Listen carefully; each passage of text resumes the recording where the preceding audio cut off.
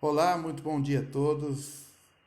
Estamos aqui para mais uma manhã com Deus, na presença do Senhor, para nossa aula devocional, nosso tempo de meditação na palavra de Deus. Com esse tema, nessa manhã, Deus ou as riquezas? Será que estamos nos devotando a Mamon? Talvez você pense que essa é uma palavra para os ricos, mas não. Nós vamos olhar aquilo que a palavra de Deus diz para nós nessa manhã e aquilo que, nesse tempo que estamos passando, podemos ver e tirar como verdade para as nossas vidas. Então, vamos lá. Quando nós marcamos esse jejum, já há mais de uma semana, já estávamos programando ele, independente de muitos acharem aí que é um jejum de convocação, de política ou não, né? Nós estamos alinhados sim com isso também, mas esse jejum nosso já estava programado. Mas o nosso tema mesmo principal é tempo de nós voltarmos a Deus. Não é um jejum religioso, não tem a ver, não é um jejum contra o coronavírus, não, mas é um jejum para nós aproveitarmos esse tempo, para nós olharmos esse tempo que temos passado, que temos vivido e aproveitarmos esse tempo, remirmos esse tempo como um tempo de nós voltarmos a Deus. Então eu quero falar brevemente alguma coisa sobre jejum, não é o nosso foco falar sobre jejum, mesmo porque nós já tivemos outros jejuns como esse na igreja, teremos mais jejuns coletivos e vamos só então ver alguma coisa para entrarmos no tema dessa manhã. Estará o versículo tema em Mateus capítulo 6, a partir do versículo 16. Então você pode abrir na sua Bíblia ou acompanhar aí na tela com a gente, que diz assim: quando vocês jejuarem, não fiquem com uma aparência triste como os hipócritas, porque desfiguram o rosto, a fim de parecer aos outros que estão jejuando. Em verdade eu lhes digo que eles já receberam a sua recompensa. Mas você, quando jejuar, unge a cabeça, lava o rosto, a fim de não parecer aos outros que você está jejuando, e sim ao seu Pai em secreto. E o seu Pai, que vem em secreto, lhe dará a recompensa. Jesus frisa então o fingimento religioso, a busca do louvor das pessoas por causa da religiosidade externa, de aparência, pessoas que querem a aprovação dos homens, das pessoas. O verdadeiro jejum é um jejum de coração, não é apenas um jejum de corpo, né? Não é feito apenas de abstinência, de ficar sem comer, sem se alimentar, mas é algo que vem do coração. Para os cristãos é a preparação para a oração, para outros exercícios espirituais. Ou seja, significa desistir de algo menor para ter um ganho mais excelente. O jejum não é condenado se tiver como alvo aproximar-se de Deus e a negação de si mesmo. E esse é o propósito do nosso jejum. Lá em Joel, capítulo 2, versículo 12, versículo 12 e 13, né, o tema do nosso jejum, diz assim: agora, porém, declara o Senhor, voltem-se para mim de todo o coração. Por isso eu digo que o jejum é algo do coração, do interior, com lamento, com pranto. Rasguem o coração e não as vestes. Não é de coisa exterior, não é de aparência exterior. Voltem-se para o Senhor, para o seu Deus, pois ele é misericordioso e compassivo, muito paciente, cheio de amor. Ele se arrepende e não envia a desgraça. Então Deus realmente deseja que nós nos voltemos a Ele e que nessa manhã nós possamos nos voltar ao Senhor. Eu não sei se todos estão participando, mas aqueles que conosco estão participando desse jejum no seu lar, na sua casa, como eu, cada um no seu lar, mas juntos no mesmo propósito, no mesmo intento de nos voltarmos para Deus, de nos voltarmos ao Senhor, de nos aproximarmos ao Senhor, de nos aproximarmos daquilo que Deus tem, da vontade de Deus, daquilo que Deus, que nos vem em secreto, quer nos recompensar e quer derramar sobre nós. Então o texto-chave que eu quero ler com vocês, que é a continuação desse texto que nós lemos de Mateus 6, que fala do jejum, a partir do 16 ao 18, a partir do versículo 19, ele vai até o 34, mas o chave é o 33. Muitos conhecem esse texto, um dos textos que algumas pessoas conhecem a decor, que diz: busquem, pois, em primeiro lugar o reino de Deus e a sua justiça, e todas essas coisas lhes serão acrescentadas. Você pode ler o texto completo, então, depois, na sua casa, anotar aí, capítulo 6, do versículo 19 até o versículo 34. Então, a chave dessa sessão, desse texto aqui, é esse versículo. Coloque Deus, ponha Deus em primeiro lugar e Ele vai cuidar das coisas materiais, das suas necessidades de alimento, de roupa, daquilo que você precisa. Porque acima das coisas materiais, acima disso está a comunhão espiritual com Deus, que é o mais importante. Em primeiro lugar, as coisas que têm a ver com o reino de Deus e com a justiça de Deus. O justo viverá pela fé em Cristo Jesus. Então, ele fala que busque, então, em primeiro lugar, aquilo que tem a ver com a nossa comunhão espiritual com Deus. Volte-se para Deus. Vamos lá? Então, o princípio básico, daí a partir do versículo 19, voltando, Mateus 6, versículo 19, que diz: não acumulem para vocês tesouros sobre a terra, onde a traça e a ferrugem corroem, e onde os ladrões arrombam e furtam, escavam e roubam, depende da versão aí, mas acumulem para vocês tesouros no céu, onde a traça e a ferrugem não destroem, onde os ladrões não arrombam nem furtam, pois onde estiver o teu tesouro, aí também estará o teu coração. Cristo apresenta aqui diversas razões de que por que é insensato viver para as coisas materiais. Nós vemos que o versículo 33 diz que nós devemos buscar as coisas, comunhão espiritual com Deus, que Deus vai cuidar das coisas materiais. E ele fala aqui da insensatez, porque as coisas materiais não são duradouras, não duram para sempre. Os judeus valorizavam os tecidos como tesouro, contudo as traças estragavam os tecidos. A ferrugem estraga o metal, os ladrões roubam as coisas de valor. Não obstante, os tesouros usados para a glória do Senhor são investidos no céu e duram por toda a eternidade. A forma como as pessoas usam a sua riqueza indica a condição do coração das pessoas. E aqui eu falo de riqueza não de pessoas que são milionárias, mas dos bens que nós temos, das coisas materiais que nós temos e como nós usamos isso. Se gastamos o nosso tempo e nosso dinheiro apenas em negócios e negligenciamos a Deus, então o nosso coração está apenas nos negócios e não no Senhor. Estamos vivendo a cultura da centralidade do homem, em torno do qual tudo gira. Até a religião cristã está sendo seduzida por esse antropocentrismo idolátrico. Olha que palavra, né? O ser humano é o centro das coisas. Essa visão humanista diz que Deus está a serviço do homem. Então proclama que a vontade do homem deve ser sempre satisfeita. E essa teologia errônea ensina que não é a vontade de Deus que deve ser feita na terra, mas a vontade do homem que deve ser feita no céu. Meus irmãos, Deus age no seu tempo. Ele não se deixa pressionar. Deus é livre, Deus é soberano. Muitas pessoas querem determinar o que Deus deve fazer, como Deus deve fazer, e até mesmo quando Deus deve fazer. Mas a resposta de Deus não vem segundo o nosso tempo, pela pressão da nossa agenda. Deus tem o seu tempo certo de agir e Ele muitas vezes protela os nossos sonhos, os nossos planos e os nossos projetos para realizar coisas maiores em nosso favor. Então não devemos esquecer que esse texto de Mateus está inserido no Sermão do Monte. Logo após Jesus ensinar sobre a oração do Pai Nosso, conhecida como oração do Pai Nosso, ele ensina a orar ali e ele diz: seja feita a tua vontade.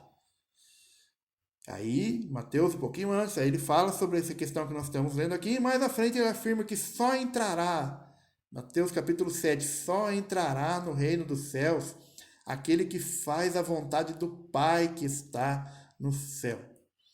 Não é o homem que está no centro, é Deus que está sentado no trono. É Ele que é soberano e faz todas as coisas conforme o conselho da sua vontade, que é boa, que é perfeita e que é agradável. Deus não aceita ser pressionado. Ele não tolera a imposição do homem. A única coisa que nos cabe é lançarmos humildemente a seus pés, sabendo que quando nossos planos, sonhos e projetos são adiados, é porque Deus quer nos ensinar a lição de que Ele é melhor do que as suas bênçãos. A nossa maior necessidade não é de coisas, meus irmãos, mas de Deus. Amém? Nós precisamos de Deus. Versículo 24. Diz então: ninguém pode servir a dois senhores, porque ou irá odiar um e amar o outro, ou irá se dedicar a um e desprezar o outro. Vocês não podem servir a Deus e às riquezas, ou a Mamon. Mamon é a transliteração da palavra que no original, no grego, mamonas, que significam riquezas. As versões mais modernas traduzem assim já por riquezas, né? Mas aqui Jesus deixa claro que não podemos olhar em duas direções ao mesmo tempo. Se você ler os 2 versículos que eu pulei, depois você pode ler aí, ele vai falar sobre os olhos, que os olhos são a lâmpada do corpo, que se os nossos olhos forem bons, todo o seu corpo será bom, luminoso e tal.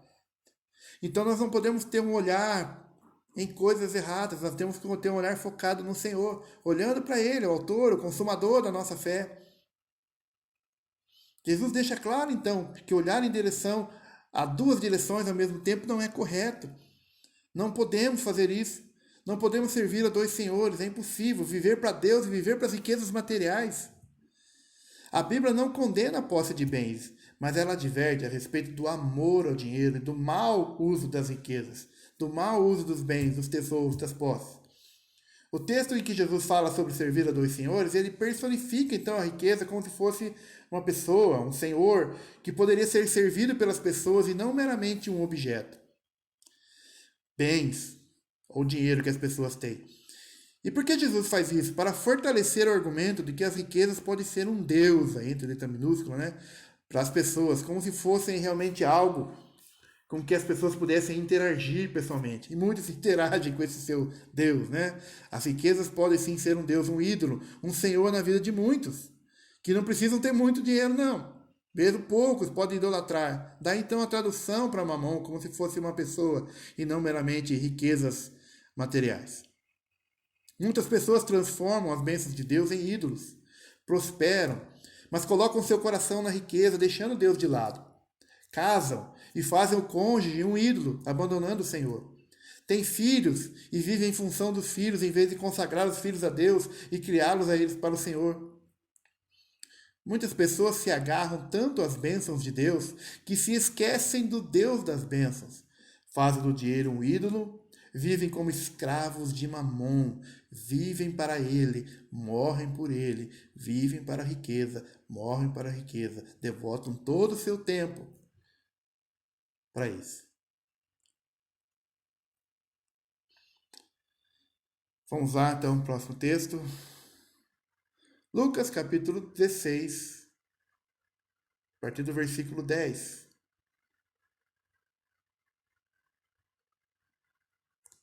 Se forem fiéis nas pequenas coisas, também o serão nas grandes. Mas se forem desonestos nas pequenas coisas, também o serão nas maiores. E se vocês, que não são confiáveis ao lidar com a riqueza injusta deste mundo, quem lhes confiará a verdadeira riqueza? E se não são fiéis com os bens dos outros, por que alguém lhes confiaria o que é de vocês? Irmãos, interessante que nesse texto aqui, as palavras riqueza injusta ou verdadeira riqueza, é a mesma palavra, mamonas, no grego, traduzido aqui por riquezas. Esse texto fala de fiéis, de fidelidade, algo fundamental. O mamon, o dinheiro, as riquezas é o mínimo. As pequenas coisas, a riqueza injusta, esse é o mínimo. As riquezas eternas são o máximo. Falando em fazer a vontade do Pai, se usarmos as riquezas dele, que ele tem dado, que ele tem abençoado muitos, de acordo com a sua vontade, ele nos dará as riquezas verdadeiras e que serão nossas. Jesus, presta atenção, não considera que há um abismo entre o material e o espiritual. Já que ele fala aqui que uma das coisas mais espirituais que podemos fazer é usar as coisas materiais para a glória de Deus. Como? Usar isso para o alcance dos perdidos, para alcançar aqueles que estão perecendo. Eu tenho as riquezas, eu compartilho aquilo que eu tenho sido abençoado com o Senhor. E eu uso isso na causa do reino, no reino de Deus, buscando a sua justiça em primeiro lugar. A continuação diz: ninguém pode servir a dois senhores, pois odiará um e amará outro. Será dedicado a um e desprezará a outro. Vocês não podem servir a Deus e ao dinheiro.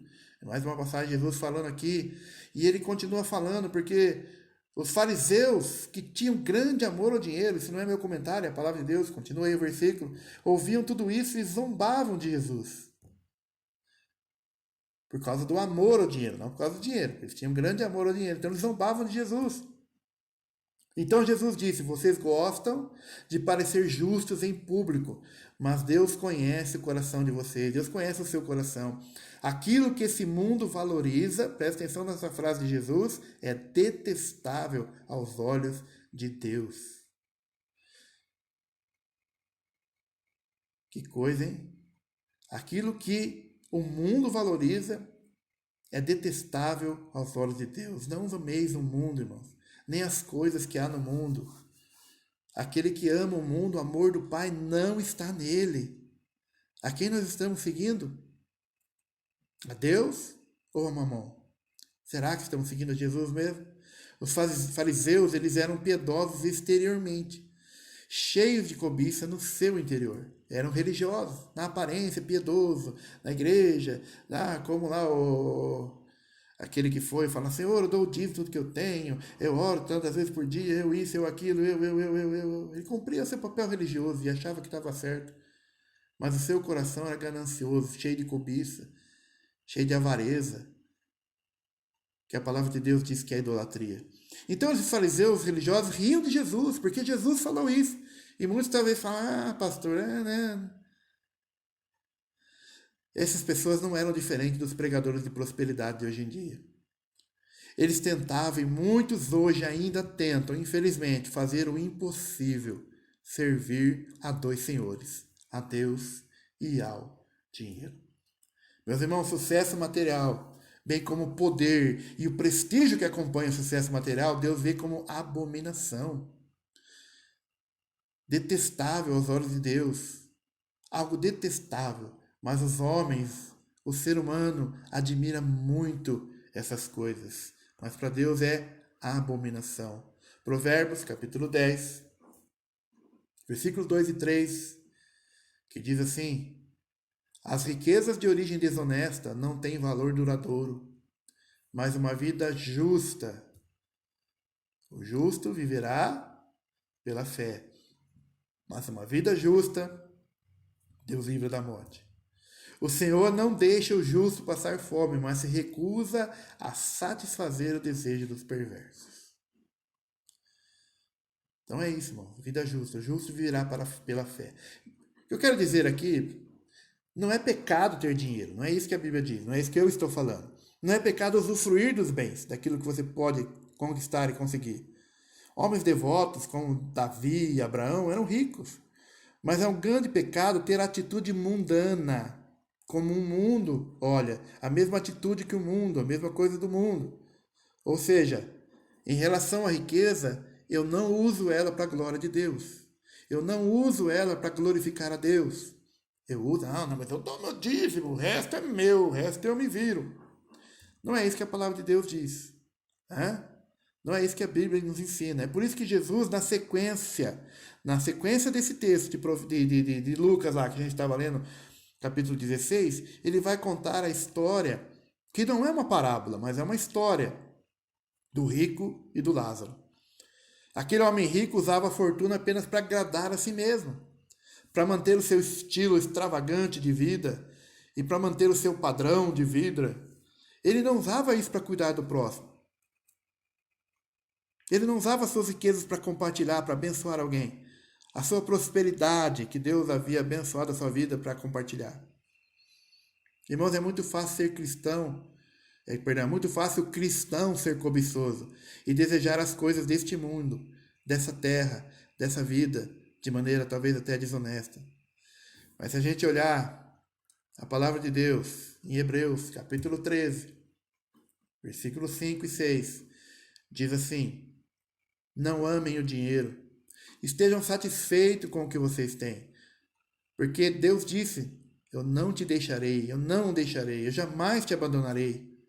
Olha que promessa maravilhosa. Por isso podemos dizer com toda a confiança: o Senhor é o meu ajudador, portanto eu não temerei.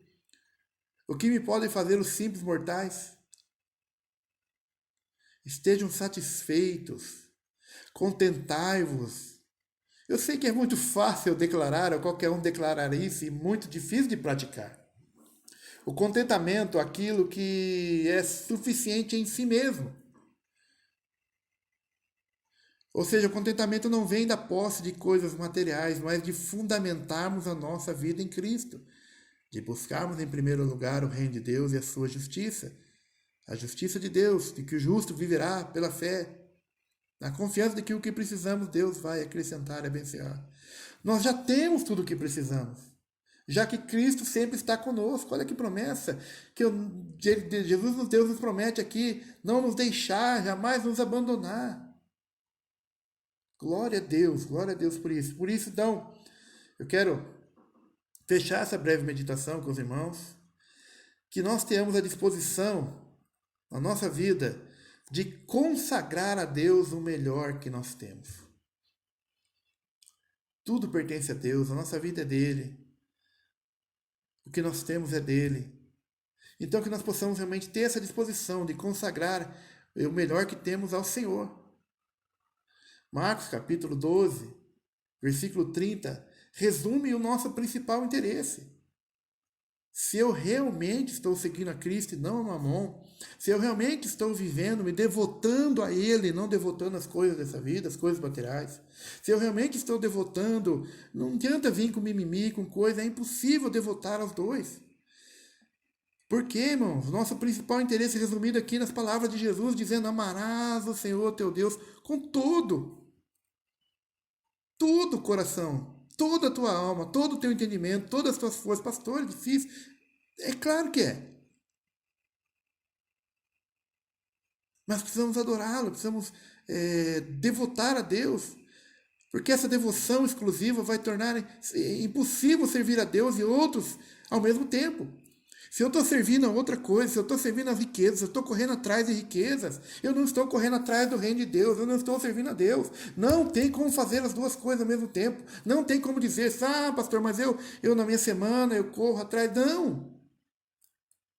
Não estou falando de trabalho, irmão, de não trabalhar, não é isso. Eu estou falando de nós deixarmos, estarmos não dando o nosso melhor para Deus, mas dedicando o nosso melhor, a nossa energia a Mamon. Só um pouquinho do nosso coração para Deus. Só um pouquinho da nossa alma para Deus. Só um pouquinho do nosso entendimento para tentar entender as coisas. Já sei algumas coisas, pastor, tá bom demais. Para quê? Para que estudar a Bíblia? Para que escola dominical? Para que China? Só um pouquinho da minha... vou me esforçar para ganhar dinheiro.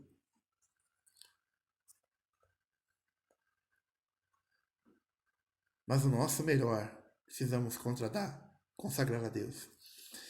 Então, irmãos, simultaneamente não podemos servir a Deus e a Mamon, adorar ao Deus verdadeiro e os ídolos, ou viver de acordo com o Espírito e a carne. Não tem comunhão entre a carne e o Espírito. Ou eu me dedico às coisas do Espírito, ou eu dedico às coisas da carne.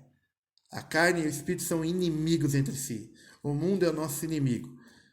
As pessoas pensam, o diabo é inimigo. Sim, ele é o terceiro. O maior que nós precisamos vencer é a carne e o mundo. A paixão pelas coisas deste mundo. A dedicação às coisas desse mundo. A devoção às coisas deste mundo, dessa terra, dessa vida.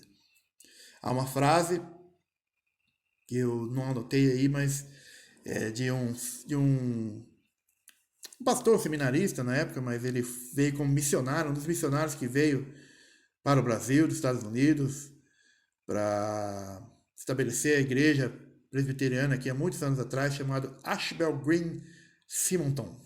Nome difícil, né? Mas a frase dele diz assim: a maior loucura na vida de um homem é estar fora do centro da vontade de Deus. Não há lugar mais seguro, ainda que cercado de perigos, do que no centro da vontade de Deus. Já falei atrás da importância de nós fazermos a vontade de Deus. Porque nem todos entrarão no céu. Nem todo que diz Senhor, Senhor. Nem todos que estão na igreja. Nem todos os religiosos. Mas aquele que faz a vontade de Deus. E a vontade de Deus é que nós nos devotemos a Ele. De todo o nosso coração. De toda a nossa alma. De todo o nosso entendimento. Eu quero ler então esse texto. você puder abrir aí nossa palavra, 1 Timóteo 6, a partir do versículo 3, nós vamos ler aqui. Talvez alguns nos contradigam, mas estes que estamos vendo são os verdadeiros ensinamentos do Senhor Jesus Cristo, que conduzem a uma vida de devoção. Nosso tema nessa manhã é nós nos voltarmos a Deus, para nos devotarmos a Ele. Talvez você falar que não tinha tempo, agora você está tendo tempo, agora eu tenho tempo para me devotar a Ele. Quem ensina, continuando o texto, algo diferente, é arrogante, sem entendimento. Vive com o desejo doentio de discutir o significado das palavras, provoca contendas que resultam em inveja, divisão, difamação, suspeitas malignas, por aí vai. Pessoas assim sempre causam problemas. Têm uma mente corrompida e deram as costas para a verdade, mesmo dentro da igreja. Para elas, a vida de devoção é apenas uma forma de enriquecer. Olha só que tristeza que nós temos visto hoje em dia. O que a igreja brasileira tem vivido. O que nós olhamos para nós como igreja. No entanto, a devoção acompanhada do quê? Contentamento.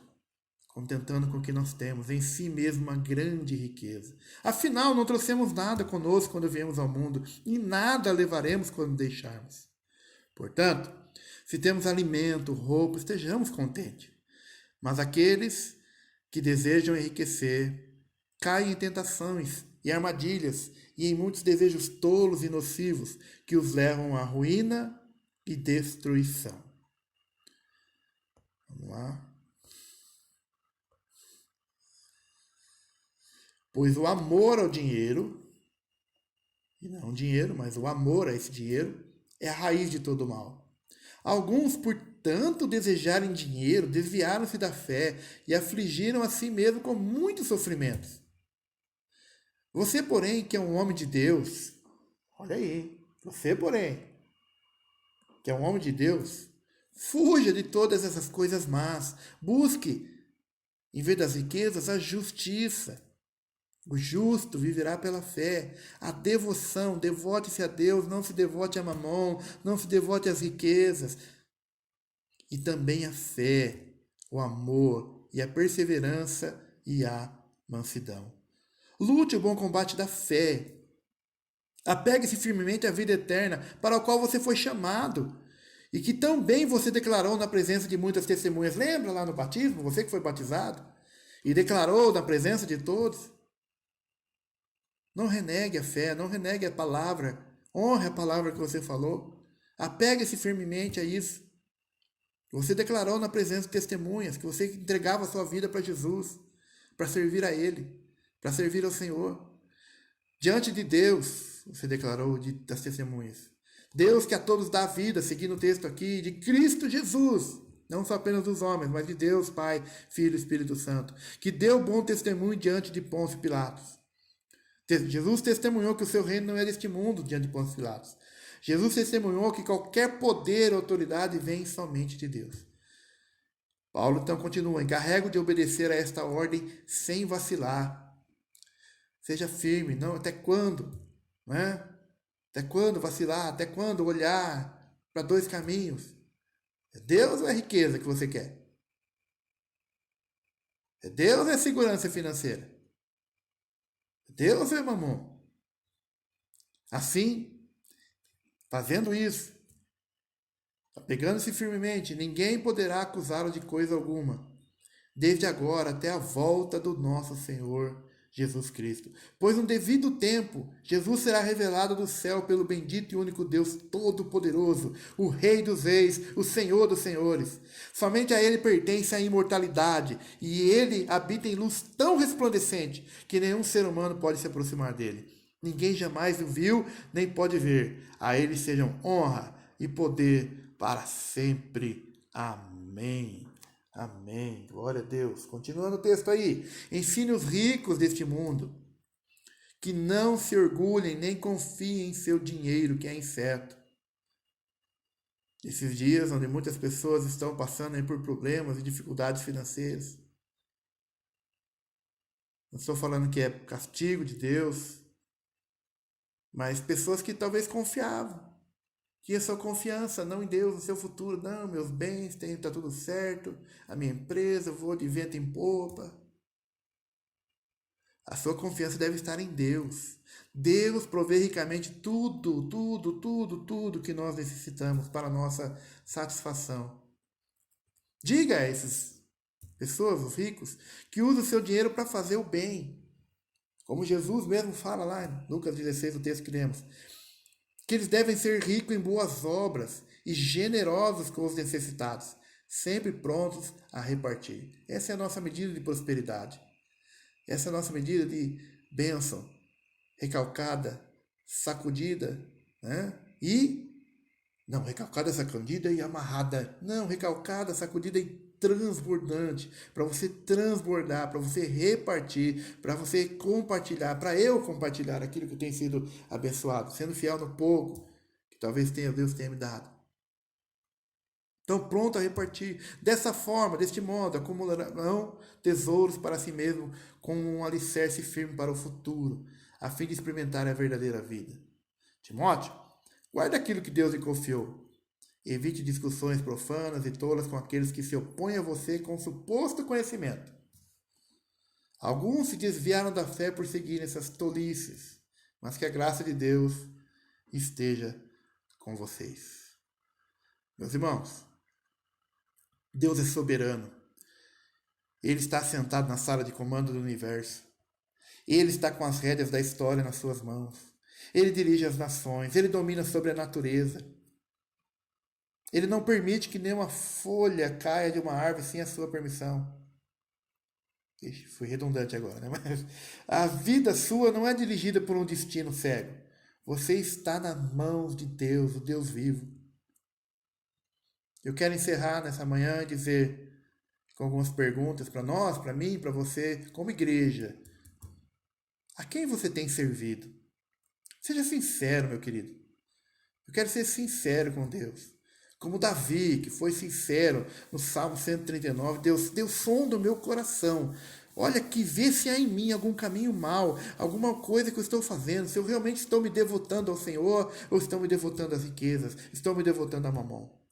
Eu não quero me enganar, eu não quero ser enganado. Eu não quero apenas ser ouvinte, mas eu quero praticar aquilo que eu tenho aprendido.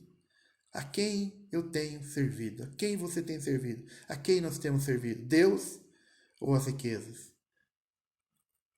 Se parece mal para você servir ao Senhor, nos termos dele, segundo a vontade dele, que é boa, perfeita, agradável, se para você parece mal, então, servir a Deus dessa maneira, escolha hoje, então, a quem você quer servir.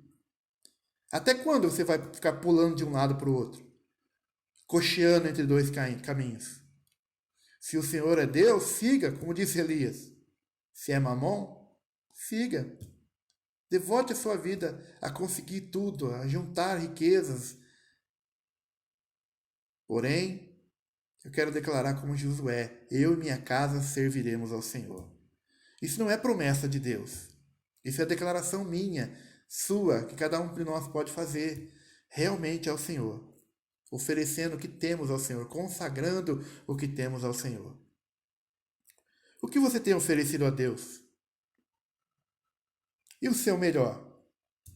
O seu melhor tempo, seus melhores talentos, seus melhores tesouros, todo o coração, alma, entendimento, força. Você tem colocado as primícias no altar de Deus?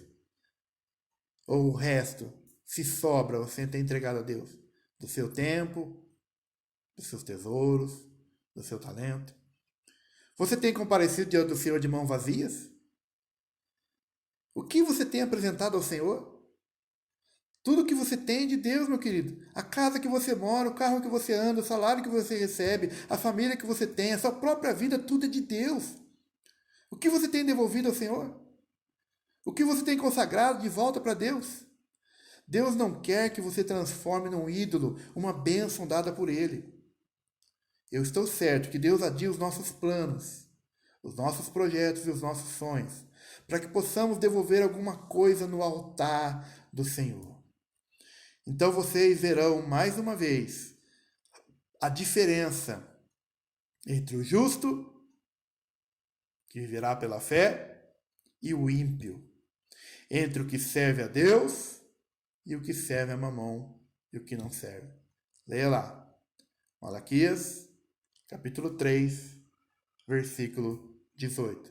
Vocês verão a diferença entre o justo e o ímpio, o que serve a Deus e o que não serve.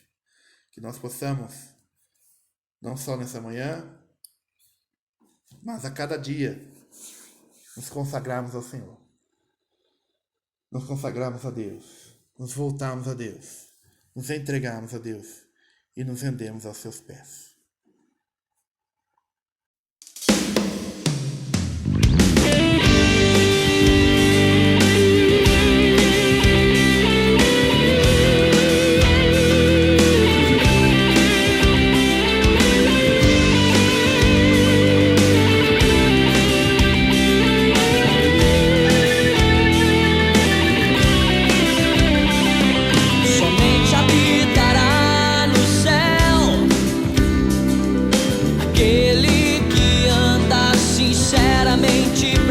A justiça, que fala a verdade no seu coração,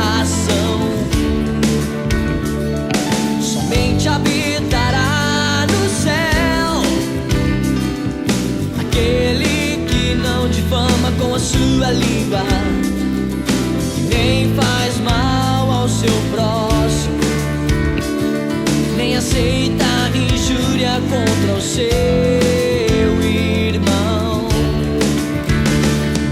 mas honra os que temem ao Senhor, serve o que é fiel e contudo não muda. Aquele que não dá seu dinheiro com avareza, nem recebe suborno contra o inocente. Quem faz isso nunca será abalado.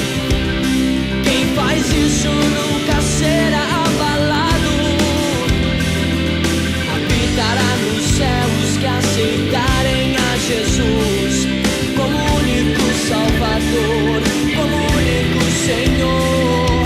Habitará nos céus que aceitarem a Jesus como único Salvador, como único Senhor.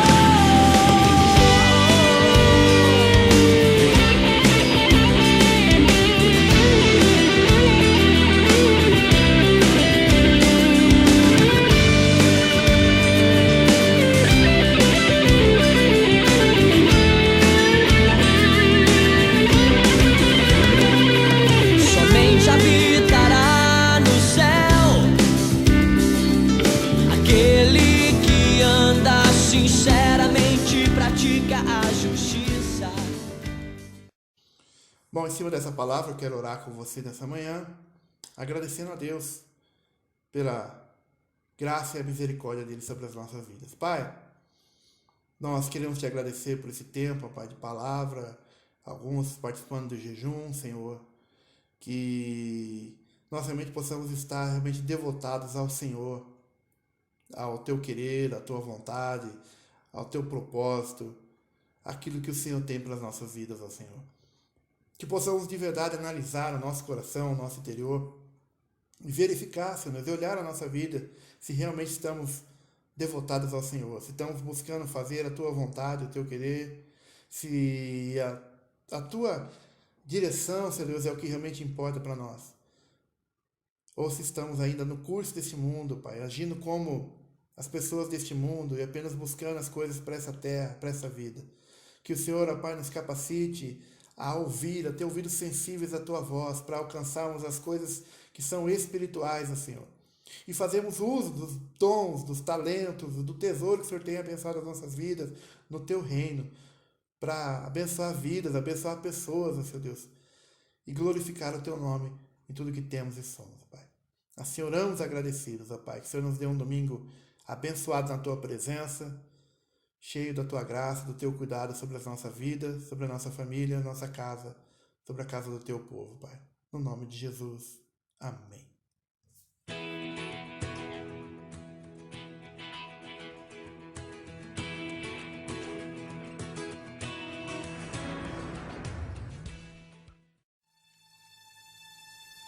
majesty. Worship his majesty. Unto Jesus be all glory, power, and praise.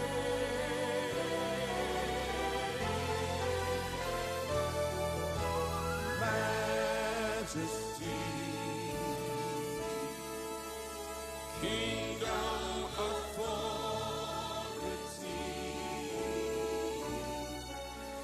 flows from his throne unto his home, his anthem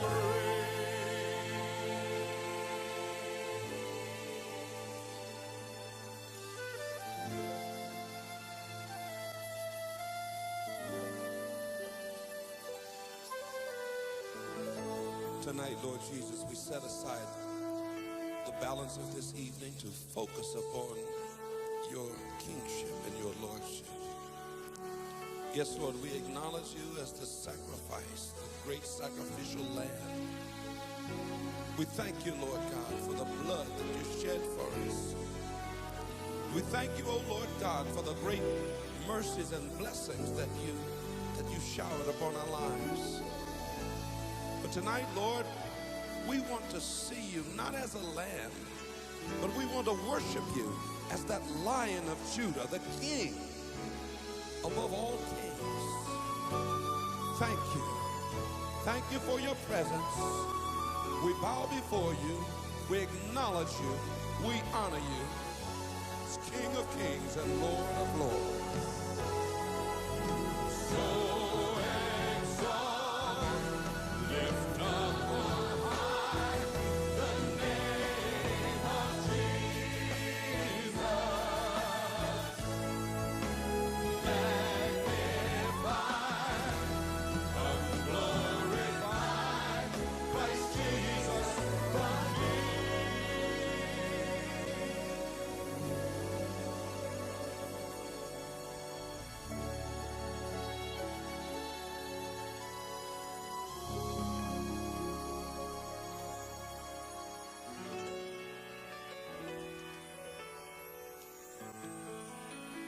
majesty. Worship his majesty.